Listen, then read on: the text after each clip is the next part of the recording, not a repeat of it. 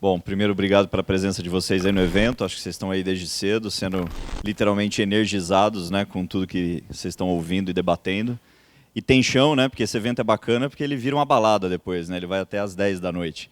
Então, como estamos em Floripa e com empreendedores, vai ficar todo mundo aí até o final para ver o show do Marrom, que eu acho que se ele já estava nesse ritmo na hora do almoço, imagine depois das 9. Eu vou bater um papo muito rápido com vocês, muito mais sobre o espírito que a gente vive hoje, ou aquilo que a gente deve internalizar, que é o que eu chamo, e aí todo mundo chama de alguma coisa, eu gosto de chamar do simples, do óbvio, que é a era digital. A gente não tem mais definição de físico, nem de online, né? Quem lembra de 2011, 12, quando o Facebook começou a pegar no Brasil, a gente falava muito sobre o online, né, o marketing digital do online, as pessoas estão online X horas por dia, né? Pode ver que sumiu esse tipo de termo, né? A gente não analisa mais isso, porque não quer dizer muita coisa, né? Eu vi uma estatística outro dia que uma pessoa comum que usa um smartphone, como todos vocês provavelmente dessa sala usam, usa o telefone, né, esse gesto de pegar e passar o dedo para destravar, 8.000 vezes ao dia, às vezes. Então, assim, se alguém é fã de Snapchat, provavelmente deve ser o dobro disso, né? Porque a curiosidade é imensa e o negócio é instantâneo. Quando você pega aquelas histórias daqueles seus amigos, né, que tem aquele monte de pontinho, né? Eu desisto já, né? Eu olho só o primeiro, né, que normalmente é 6 da manhã que ele acordou, é meio-dia, ele já está com tanto pontinho que não dá para ver. E isso quer dizer o seguinte, quer dizer que a gente é 100% digital, desde a hora que a gente acorda até a hora que a gente vai dormir, e quem dorme, eu uso isso, hoje eu vim sem, mas está na minha mochila ali para dormir, um wearable que monitora o seu sono. Então a gente é digital sempre. E não existe mais essa de, você é digital, você é analógico. Mesmo o cara que vai fazer trilha na montanha hoje, leva um Garmin, e esse Garmin tem mais de 120 monitoramentos dele, da geolocalização dele, mede o oxigênio no corpo dele, vê se ele fez o pace que ele queria fazer ou não, e está conectado via satélite, inclusive por segurança, ou seja, para ele não se perder na trilha. Então, assim, você está curtindo a natureza, você está longe, teoricamente, do seu computador, mas você tem um relógio super inteligente com você. Quem viu o lançamento da Apple essa semana, do Apple Watch, viu que o Apple Watch vai fazer isso. Se você tropeçar na sua casa, ele vai avisar o seu plano de saúde que você possivelmente se machucou, que você caiu, que você sentiu mal. Então, assim, estou dando rapidamente 2, 3 exemplos para a gente entender que não existe mais diferença. Então, a era digital é a era que nós vivemos. Como é que a gente aproveita o ciclo de oportunidades é o que a gente vai discutir aqui um pouco. Eu vou fazer uma introdução um pouco mais teórica do ponto de vista de conceitos, e os dois colegas, a Viviane e o Patrick, vão falar de cases muito relevantes, de empresas muito bacanas, e aí talvez vocês consigam chavear do pouco que vocês viram aí na tarde de hoje. Com os dois cases, eu acho que vocês fecham muitos raciocínios, inclusive para aplicar na vida de vocês. Me apresentando muito rapidamente, Mário Almeida, eu já fiz algumas coisinhas que estão aí. Eu sou novo, embora os cabelos brancos, eu só tenho 38 anos de idade, e agradeço ter nascido na década de 80, porque eu pude ter máquina de escrever e ter iPhone, né? E saber a diferença de o que passou-se nesse meio tempo, né? Eu tive internet de escada, depois eu tive speed no trabalho, e hoje a gente tem internet para todo mundo, inclusive daqui a pouco via satélite. É bom nascer em 80, porque você começa a entender de onde vêm as coisas, né? As pessoas que já nasceram na época da banda larga e do smartphone têm algumas dificuldades, às vezes até cognitivas, de entender que tem tempo, né? Que você precisa plantar semente para depois nascer a árvore, né? As pessoas acham que nascem as coisas com cliques, né? Eu tenho irmãos mais novos, bem mais novos, eu tenho irmão de 15 anos, para vocês terem uma ideia. Meu pai é animado. E, para mim, dentro de casa é um laboratório, né? Por quê? Porque essa nova geração, que eu fiz até um artigo há 2 anos atrás sobre ele, que é a geração do PDC, né? Por quê? Porque toda mensagem de texto que eu troco com ele, ele tem iPhone desde os 11, eu acho, mas ele não usa para ligar, né? Ele só usa para digitar e jogar. E ele só fala comigo, eu moro em São Paulo, ele mora em Campinas, via teclar, via chat. Só que ele não escreve as palavras inteiras, né? A língua da geração dele também é diferente da minha, né? Eu falo português, inglês, mas ele não fala essa língua, ele fala a língua tudo abreviado. E o PDC nada mais é do que, Léo, estou indo para Campinas hoje. Às vezes eu tenho uma reunião com o cliente, ou é sexta-feira, eu vou para passar o final de semana. Vamos comer um hambúrguer hoje à noite, né? PDC. É o único retorno que eu recebo. Não é, olha que legal, que bom que você vem, estou com saudade, quem sabe, podemos ir. Não. PDC quer dizer pode ser. Então a geração PDC, que é a dele, já vai ter conta em banco, vai abrir seguro, né? E vai fazer uma série de coisas que as pessoas adultas fazem. Só que você imagina a propaganda do banco falando com um cara que fala de PDC. Né? A família da margarina não funciona mais para ele, né? Porque nem café em casa ele toma pílula, né? Vai tomar comida da Califórnia. Ele não tem moradia fixa, porque ele é um nômade digital. Então, assim, esse monte de coisa que a gente vê não é mais teoria, é a mais pura realidade. E aí, aterrissando um pouco, todo mundo já deve ter visto isso aqui, ou quem não viu, é bacana entender que é um Mindset Growth. Para vocês terem ideia como isso daqui não é buzzword, né, que a gente chama, ou seja, palavrinhas da moda, coisas, né, fluffs. A Microsoft com o Satya, e o livro do Satya está aí já em português, para quem quiser ler, é muito legal. Ele implantou o Mindset Growth no dia a dia da Microsoft, a tal ponto em que, numa reunião de negócios dentro da Microsoft hoje, se você perceber que o seu interlocutor que está lá dentro da reunião não está pensando dessa maneira, você para a reunião e pontua para ele o Mindset Growth, essa meia dúzia de comportamentos que ele deveria estar tendo. Então, se você está lá numa reunião de trabalho e o seu colega de trabalho está pensando de maneira fixa, eu acho que você está pensando de maneira fixa. Vamos retomar aqui os princípios do Mindset Growth, porque o Satya implantou isso na cultura da Microsoft nos últimos 5 anos. Né? Então, para vocês verem que isso daqui faz muita diferença. Se a gente vê que a Microsoft mais do que dobrou de tamanho em termos de valor de mercado na gestão do Satya, tem muito a ver com isso daqui. Que nada mais é que o seguinte, você não é mais o cara limitado. Por quê? Porque o mundo e as possibilidades são ilimitadas. Então, por que o seu pensamento pode ser... não pode ser infinito? Ele deve ser infinito, ele não é mais linear, ele é exponencial. Né? E não existe mais um conceito que está aqui, mas as pessoas às vezes não percebem. Nessa meia dúzia de itens aqui, né? Muito simples mesmo, muito aplicável. Lembra que mãe e pai pediam para a gente estudar direitinho, porque tinha que estudar, tal, colegial, ir bem na escola, não repetir nenhum ano, tal, não sei o quê, chegar na faculdade para arrumar um bom emprego, certo? Isso já não funciona muito bem para a maioria das coisas. Porque não existe mais estoque de conhecimento que você estuda e depois você só usa ele. O que vai existir cada vez mais, e já é uma prática hoje, é que as pessoas, na média, vão ter 4 profissões diferentes ao longo da sua vida. E preparem-se, né, porque a gente vai viver muito mais do que a gente viveu nas gerações passadas. Então, talvez sejam 5 profissões ao longo do tempo. Né? E você vai ter pequenos estoques de conhecimento para determinada coisa que você vai fazer e você vai consumi-lo. Depois você vai aprender outra coisa nova de novo e você vai consumir aquilo de novo. Ah, não, mas eu sou advogado e advogado no mundo sempre vai ter. Beleza. Mas não vai ter advogado de nível 1, que é aquele que te atende para fazer um contrato de compra e venda, por exemplo. Isso aí a inteligência artificial já faz hoje. Não vai ter advogado para entrar com recurso de trânsito. Não vai ter sentido. Por quê? Porque qualquer inteligência artificial vai fazer um recurso de multa de trânsito. Mas vai ter advogado analítico, vai ter advogado que entende de ciência de dados, vai ter advogado para falar de compliance de dados, a gente estava nessa conversa aqui agora há pouco. Então vão ter advogados? Sim. Advogados como o meu tio, que é advogado, meu avô, que foi advogado, tem 82 anos? Não. Eles vão ter que ter novas habilidades, além dos 4 anos de direito. E assim vai ser para médico, assim vai ser para administrador de empresa, e algumas coisas que a gente vê hoje literalmente não vão existir mais. Sabe o cara que fica conferindo a conta telefônica na empresa para ver se está tudo batendo, se o reembolso do funcionário bateu? Isso hoje é substituível por um negócio chamado RPA. E aí eu estou falando de em larga escala. Tem empresa que usa 300 robôs hoje no lugar de 20 pessoas. E eles trabalham 24 horas por 7, por aí vai, porque são funções repetitivas, não faz sentido pessoas fazerem. Você está buscando o padrão. Então o Mindset Growth vai nos livrar disso? Não sei. Mas a era digital pensa dessa maneira. Então é bem importante todo mundo não só conhecer, mas praticar. Entenderam que se a era é digital, se a gente tem que pensar de uma maneira diferente, é porque a natureza do trabalho mudou. E o trabalho permeia a vida de 99,999% das pessoas. Né? Todo mundo precisa trabalhar no mundo capitalista e no mundo que a gente vive. Na sociedade que a gente vive, o trabalho, inclusive, te identifica. Né? Ah, eu sou o Mário que faço tal coisa, né? Que fiz tal coisa, que sou da tal coisa. Né? O meu projeto é esse, o meu my job é tal coisa. E essa é uma pesquisa que mostra que as pessoas trabalhando por conta própria no mundo aumentam e a gente está muito bem colocado no ranking. Né? A gente está em 3º lugar.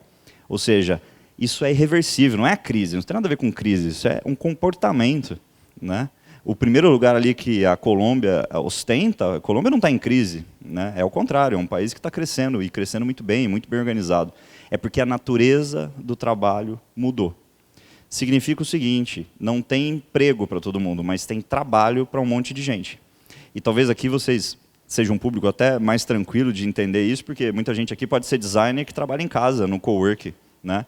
Muita gente pode ser o nômade digital lá que eu citei, né? E muita gente, obviamente, pode estar pensando em ser, né? Quantas pessoas eu estou vendo em São Paulo que nos últimos 2 anos montaram negócios de marmita para entregar o cardápio da semana para as pessoas, seja saudável, seja com a visão de vegano, seja lá o que for. E algumas dessas empresas estão faturando mais de 1 milhão ao ano, em muito pouco tempo, vendendo a boa e velha Marmitex. Só que agora tem um nome bonito, óbvio, não é? Não vem no papel alumínio, vem na caixinha personalizada, você paga por mês, é uma assinatura, o cara te entrega com motoboy sustentável, porque não é motoboy, né? É ciclista. Então, assim, tem todo um marketing, um brand, né? E um design diferente. Mas é a boa e velha marmita que você, em algum momento da sua vida, viu a sua tia fazer, às vezes. Mas isso tem a ver com isso daqui, a natureza do trabalho mudou. E por que a natureza do trabalho mudou?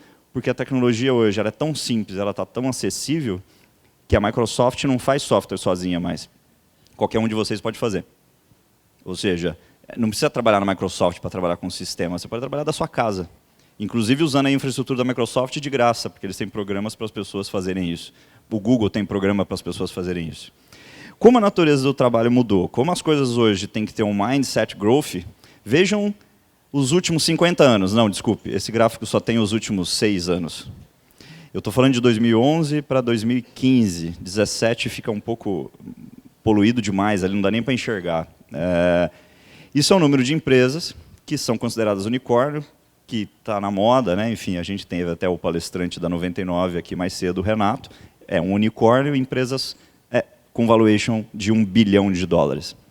Essas empresas, em 2011, era meia dúzia, 12 mais ou menos, 13 SpaceX, tal, 14 começou a melhorar, está vendo ali o WeWork, o Eventbrite, o próprio Snapchat e por aí vai. Olha 15 em diante. Não dá para ler os logos, que é o surgimento de unicórnios no mundo. Isso não é por acaso, né? O que tem de diferente de 2011, 12 para 15, 16, 17? Existe a consolidação desse momento que a gente vive de economia digital, ou seja, muito mais gente empreendendo no mundo digital, muito mais gente criando soluções e-mail, muito mais gente acreditando que poderia fazer melhor o que outras empresas já faziam, o que ninguém resolvia, e aí você tem uma explosão de número de unicórnios, que é um indicativo de que as coisas agora não evoluem mais a cada 20, 30 anos, né? A mudança geracional é a cada 5 anos, eu chamo isso de micro-revoluções a cada 5 anos. Então, amigão, há 5 anos atrás não tinha esse movimento. Os próximos 5 anos vão ser muito mais emocionantes. Então, assim, tudo aquilo que você acha, então, vamos ver, né? Porque daqui a 10 anos... Não existe daqui a 10 anos, né? Daqui a 10 anos, inclusive, em termos de Brasil, a gente vai ser um país de gente mais velha do que de gente mais nova. Nossa, isso é um problema. Sobre alguns aspectos, pode ser um puta desafio. Previdência, saúde, todos esses problemas que a gente vê hoje, eles vão ficar complexos. Por outro lado, vai abrir tanta oportunidade, por quê? Porque o cliente do restaurante vai precisar de rampa, porque a maior parte dele vai ser idoso. Ele vai precisar de banheiro adaptativo, eles vão precisar de serviços que hoje não existem para gente idosa, porque o volume de gente idosa vai ser muito maior. Então, assim, pensa que uma mudança demográfica que todos nós aqui vamos viver, que é daqui a pouco, ela vai mudar muito o mercado de muita gente. Né? Explodiu em São Paulo, principalmente nas grandes cidades, São Paulo, Rio, talvez aqui em Floripa também, que é a coisa de não lavar mais roupa em casa, né? Lavanderia, né? E por que explodiu o negócio de lavanderia? Né? Porque as pessoas perceberam que o tempo delas vale mais do que ela ficar passando roupa, sobretudo. Lavar é fácil, né? Passar é que é difícil. Né? E aí você vai para a lavanderia, você chega em qualquer 5 a Sec em São Paulo, ela está abarrotada. Né? E eles abriram, às vezes, 5 a Sec no mesmo quarteirão. Né? Citando a 5 a Sec aqui, que é uma marca bem conhecida, mas, na verdade, obviamente, existem outras. E existe a lavanderia online, que busca na sua casa e te entrega por uma fração do preço de que você gastaria passando roupa, contratando alguém para passar na sua casa, até porque esse tipo de profissional desapareceu. Ninguém está afim mais de trabalhar disso. Por que eu estou dizendo isso? Porque isso aqui tem tudo a ver com mudança de comportamento. que às vezes a gente não cola uma coisa na outra, né? A gente estava discutindo aqui há pouco sobre a RAP, né? E a RAP aqui é um serviço que está em São Paulo, daqui a pouco vai chegar aqui, colombiana, já é um unicórnio, já está nessa lista de $1 bilhão e é um cara que deixa as pessoas preguiçosas, né? Por quê? Porque você não precisa sair de casa nem para tirar dinheiro. Você entra no app e fala, eu preciso de R$ 150 e nota de 50. E o motoqueiro te traz. Pronto. 2 da manhã, acordei com enxaqueca, não tem um remédio de enxaqueca em casa. Naturalmente, eu ia ter que descer, né, pôr roupa, tal, não sei o quê, pegar o carro e ir na farmácia 24 horas. Não, eu vou no Rap e o cara, em 15 minutos, está em casa com paracetamol, o que você quiser. Então, assim, o Rap faz esse tipo de coisa, né? E aí, o que o Rap é? É um fenômeno da nossa mudança de comportamento. Porque a gente aprendeu de, puta, meu tempo ou ele é muito escasso, ou ele é muito valioso, e por que eu vou tirar dinheiro se o cara pode me trazer aqui, e principalmente na grande cidade, cujo trânsito, cujo custo também de você ir, vai parar o carro no shopping, é R$ 20 a primeira hora, enfim, é muito mais barato você chamar o cara e ele fazer isso para você. E, por outro lado, o cara que não trabalhava disso começou a ver nisso uma oportunidade, assim como viu no Uber, assim como viu em tudo que vocês conhecem. Então, isso aqui tem tudo a ver com Mindset Growth, tem tudo a ver com a era digital e tem tudo a ver com a mudança nossa de comportamento, porque quem consome essas empresas somos nós. Né? E aí, vocês lembram disso aqui na escola, né? Muita gente odiava. Né? Isso aqui baseia isso aqui. Né? Então, assim, o lance do exponencial vem do princípio matemático de função exponencial. Né? Só que aplicado ao desenvolvimento humano, significa o seguinte, que é exatamente o ponto de inflexão que nós estamos vivendo hoje. Né? Que se a gente estiver aqui, ó, pensando com a cabeça do passado, que é aquela ideia de que, olha, daqui a 20 anos as coisas vão mudar, você vai chegar numa curva muito abaixo do potencial real, ou seja, você vai errar a mira. Você vai errar totalmente a mira. Agora, se você estiver aqui pensando com Mindset Growth, você vai chegar muito mais próximo daquilo que vai ser real. E lembrem-se, era do iPhone, né, que a gente pode dividir a história, antes e depois do iPhone. Né? A era do iPhone tem 10 anos. E olha tudo que ele mudou. Boa parte daqueles unicórnios só existem porque o iPhone inaugurou a era do smartphone, com internet, com disponibilidade de dados, com capacidade de processar dados. A RAP não existiria, nem o Uber, sem o advento daquilo que o iPhone trouxe para a gente. Né? Então, a era dos últimos 10 anos criou coisas como essa. Imagina os próximos 10 anos. Né? Que agora a gente já tem foguete reaproveitável. Segundo consta as notícias essa semana, a SpaceX já vendeu o primeiro astronauta de turismo para o espaço. E a gente estava discutindo agora também há pouco lá no camarim dos palestrantes, a gente estava discutindo a ideia dos drones fazendo entregas. Já já a gente vai ver isso. Né? Então, assim, não é mais ficção científica. E quando a gente aplica a história da humanidade, para vocês verem que não é um buzzword, né? Não é uma coisa nova, a história da humanidade é assim. Ó. A gente ficou 70 mil anos antes de Cristo, olha o tempo que demorou para chegar na cerâmica. Olha o tempo que demorou para chegar no trabalhar com metais. Só que olha depois daqui, isso aqui vai lá em cima, né? Eu tive que cortar, porque na hora que você chega no século XX aqui, vira um montoeiro de palavras, porque depois de revolução de vapor e eletricidade, o mundo evoluiu nos últimos 120 anos, muito mais do que ele tinha evoluído nos 1000 anteriores. E a gente é beneficiário disso. E isso nos deixa, obviamente, com outros desafios. A tecnologia vai evoluir, a moral humana não evolui, a gente vai ter que discutir uma série de assuntos. A gente já pode editar gene, mas e aí, é legal editar gene? Pode ser, mas você vai editar gene para quê? Para você escolher o tipo de pessoa que você quer que nasça? Opa, tem um conflito ético e moral aí. E não adianta se desesperar também, porque algumas pessoas falam, ah, meu Deus, estamos perdidos. Não, não estamos. Olha com perspectiva histórica que você vai entender que nos últimos 200 anos foi tudo mais veloz mesmo. Só na Idade Média o cara passava 100 anos e não mudava nada. Né? O feitor era o mesmo, o pessoal era o mesmo, o poder estava com a igreja, esse tipo de coisa.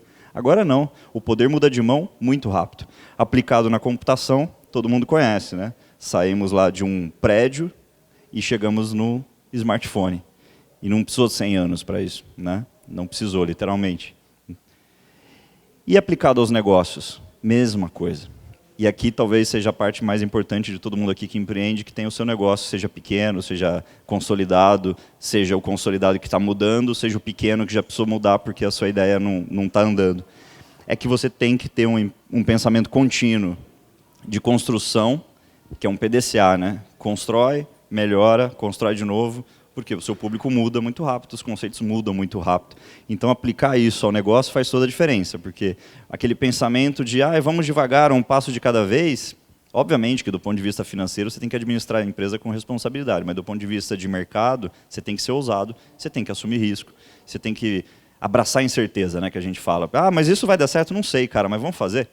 Porque se a gente fizer, a gente descobre. Sem fazer, alguém fará por nós. E normalmente tem sido assim, né? As grandes inovações, normalmente, não são aproveitadas por quem inventou. Elas são aproveitadas por quem chegou logo depois. Pensem de novo na Apple e o iPod, que foi a renascença, digamos, da Apple. Nada mais era do que o Walkman da Sony dos anos 80. Só que muito melhor desenhado, muito menor e digital. E fez toda a diferença, certo? Ou seja, não foi o beneficiário originário de que inventou o negócio de você ouvir música andando. Foi o cara que chegou depois e aperfeiçoou isso. E tudo isso, esse desenho do Gartner é bacana, eu gosto dele porque ele é muito bem feito, né? É aquilo que eu falei no início, lembra? Não tem mais diferença. E aí a gente agrega aí o Things, né? Tem muito mais coisa conectada na internet daqui a um ano do que gente. Então, é o carro com conexão de IoT, são as áreas de logística e segurança, é o seu wearable mandando dados toda hora para a nuvem do que você está fazendo. Se você está sentado há mais de meia hora, ele começa a tremer no seu braço. Então, tem muito mais coisa conectada. Se tem muito mais coisa conectada, a gente começa a pensar no seguinte: como é que a gente vai reagir? Como é que a gente vai fazer nos nossos negócios, né? E aí eu gosto desse estudo do MIT, porque ele faz o seguinte.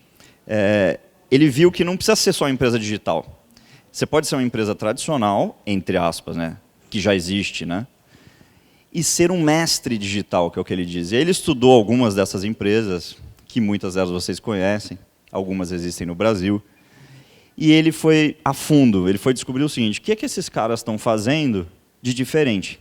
E por que eles estão se dando bem ou não com isso, né? E ele cunhou esse termo de mestres digitais. Esse estudo é super amplo. O que eu trouxe aqui são meia dúzia de insights dele. A primeira coisa que ele fala é: as forças digitais estão impulsionando a mudança. Ele fala de fatores externos, começa com a globalização, fala de computação e internet gratuita. Aí ele fala as demandas internas do seu cliente, né, ou do seu próprio negócio, que é velocidade, eficiência, digitalização. E os determinantes, né, que são força de trabalho fluida. Lembra do meu irmão? Já ele vai estar trabalhando. E aí você vê hoje o Itaú, a IBM, tem que fazer, né, mídia na internet para divulgar de que, olha, agora você pode ir de tênis, trabalhar em calça jeans, não tem problema, a gente aceita. Agora você pode mostrar sua tatuagem do braço, né, porque aquela coisa de ir na entrevista com a camisa amarrada aqui, porque o cara tinha tatuagem. Não, ao contrário, agora a empresa está falando o seguinte: nos adaptamos a você. A você quem? A essa nova geração dos anos 90 e dos anos 2000 que está chegando agora. Que é uma geração muito mais fluida, que não quer bater cartão às 8 e bater de novo às 6 da tarde. Que não quer ter um computador de ventoinha na mesa. Ele quer ter o laptop que ele quer, inclusive. Traga o seu equipamento, né? Trabalhe no puff, se você quiser. Né? Senão vem a menina da ginástica laboral, né, e fala que ele não pode sentar no puff, né, porque ele vai ter problema de coluna. Não existe isso. Vai no WeWork em São Paulo e vê que as pessoas trabalham sentadas na varanda, com o pé para cima e o laptop no colo. Nada mais errado do ponto de vista, provavelmente, da coluna. Mas é assim que elas são. Né? E aí você não precisa mais forçá-las a serem diferentes. E aí ele descobriu que é o seguinte: os mestres digitais fazem algumas coisas melhores. Eles têm capacidade digital e capacidade de liderança digital. E, de novo, aqui vale uma explicação, ou, na verdade, uma afirmação, e replicar isso, que é: tecnologia é meio. O estudo chegou à conclusão que, na verdade, as empresas têm que ter visão, envolvimento, governança e liderança tecnológica, porque é feito por pessoas, né? A gente tem um conceito que empresa é abstração, o que existe são negócios, e negócios são feitos por pessoas. E aí você chega numa conclusão que é o seguinte, de acordo com o estudo deles: o desempenho desses mestres digitais ele é melhor sob todos os pontos de vista, né? Seja geração de receita, seja rentabilidade. Os positivos são os caras que estão no quadrante de mestre digital. E aí você vê que ele tem capacidade de liderança com capacidade de digital, que significa pensamento digital. Ele não está pensando mais as coisas do ponto de vista analógico. Ou seja, não é buzzword, não é modinha. As empresas conseguiram aplicar isso, criaram novos serviços, mudaram o seu modelo de negócio e estão colhendo frutos reais e resultados reais. Aí ele criou esse framework, que fala basicamente de 3 pilares. Você tem que ter experiência do cliente, entendimento na mão, conhecer o cliente, a gente estava falando também disso hoje ali no café, que é CRM, que era um negócio antigo, virou o negócio da moda. Você precisa ter CRM, quase ninguém sabe fazer um bom CRM. Sabe aquela coisa que você comprou um produto, você continua recebendo a oferta dele depois que você comprou? Isso é falta de CRM. É um bom e prático exemplo disso. Aí ele fala de operação, você tem que ser eficiente ao máximo. Não vai adiantar você cantar a bola aqui que o cliente quer isso se você não tiver eficiência de entrega. Quem já foi nos Estados Unidos e teve o prazer inenarrável, né, de comprar qualquer coisa na Amazon e no dia seguinte já está lá no hotel, é isso. Ele prometeu que ele ia entregar no dia seguinte e chegou antes das 8 da noite, que normalmente é o horário que ele crava lá no pedido. E aí você fala, uau, né? A experiência uau é essa, né? Entregar de fato aquilo que o consumidor queria, de fato, com nível de eficiência, sem erro, né? A caixinha direitinho. E modelo de negócio. Aí esse daqui é um capítulo à parte, podíamos ficar aqui o dia inteiro falando disso. Porque o modelo de negócio da lavanderia, lembra que eu citei? Não é mais só físico, não é só ter ponto bom em esquina, com estacionamento de carro. É ter um serviço online que entrega a roupa e não perde as minhas camisas. Mudou o modelo de negócio. Eu pago por assinatura, cai no cartão de crédito. Eu tenho a foto da minha roupa quando ela chega lá na lavanderia online. Então isso mudou o modelo de negócio e tudo agora é uma plataforma digital. E aí, para finalizar, o que eu acho que todo mundo pode aplicar na veia, né, literalmente. E eu acho até que na cadeira de vocês tem um negócio que não foi combinado, mas combina com isso daqui. É ter estratégia. Eu sempre digo, transformação digital precisa de estratégia. Se você não souber para onde você vai e de onde você veio, não vai adiantar nada, né? Precisa de gente. Não se faz transformação digital sem gente boa. Então você tem que ter gente de excelência. E aí, se você não tiver, você tem que transformar as que você tem em gente de excelência, né? Não tem outro jeito. Não vai ter outro jeito. Não tem outra maneira. Não dá para enganar nesse sentido. Vai ter que ter gente muito boa. Cria um PDCA, ou seja, cria o seu ciclo. Cada pessoa, ou cada empresa e cada organização vai descobrir o seu jeito de fazer, né? Porque aquilo que serviu para a Amazon não vai servir necessariamente para você. Então você tem que criar o seu PDCA baseado na sua estratégia. Tem a KPIs, né? Ou seja, tem a métricas. A gente, no Brasil, tem uma falha muito grande de não medir as coisas, não gostar de dados, né? Pode ver que o americano tem dado para tudo, né? Ele metrifica o jeito que, se você estiver no escritório trabalhando, como você grampeia o papel e a sua eficiência se você grampear com a mão assim, com a mão de frente, né? Então, assim, métrica para tudo, cara. Por quê? Porque a gente vive no mundo digital, e o mundo digital é o mundo dos dados. Tudo gera dado. A gente aqui, todos nós, somos geradores de dados diariamente. E esse negócio de gerar dados é para o nosso negócio também, ou seja, se você conhece seu cliente, se você tem uma estratégia, você tem métrica e você acompanha, você consegue mudar o rumo do jogo antes que alguém mude por você. E, para fechar, obviamente, você tem que ter cultura. Porque se a gente é feito de gente só se engaja baseado numa identidade, e essa identidade a gente dá um nome no corporativo, no mundo dos negócios de cultura. Então você tem que ter uma causa, um propósito, e tudo que essa geração XYZ que está vindo, ela respira isso, né? Algumas pesquisas de RH já mostram, salário em 10 itens é o 7º ou 8º item. Não é dinheiro, é propósito, né? Às vezes a gente perde funcionário na equipe, mas para onde está indo? Vai ganhar o dobro? Não, vou ganhar 20% a menos, mas vou trabalhar no negócio que é um propósito, né, que eu me encontrei. Porra, fantástico. Mas é um desafio imenso. Como é que você monta uma empresa hoje? Se não tiver propósito, daqui a pouco ninguém quer trabalhar lá, cara. Então, assim, cultura faz muito parte de tudo isso, é o caldo, talvez, de tudo isso, e, basicamente, as ideias são essas. Nós vivemos numa era digital, o modo de pensar mudou completamente, tudo é mais rápido do que você imagina, e se você não se preparar, alguém vai fazer por você. Vale se você estiver em Floripa, se você estiver em Joinville, ou se você estiver em Nova York, vale em qualquer lugar. O vento é o mesmo, né? Sempre brinco que no Vale do Silício não tem um oxigênio diferente do daqui, né?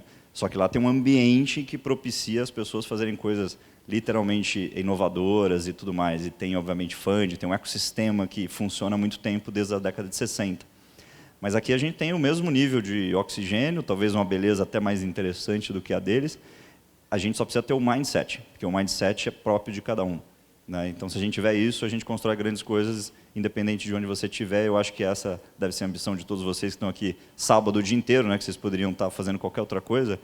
Não é à toa, né? É para fazer grandes coisas, cada um na sua realidade, para fazer grandes coisas. Beleza, era esse o papo. Eu vou chamar o Patrick aqui e depois a gente volta para responder algumas perguntas. Valeu!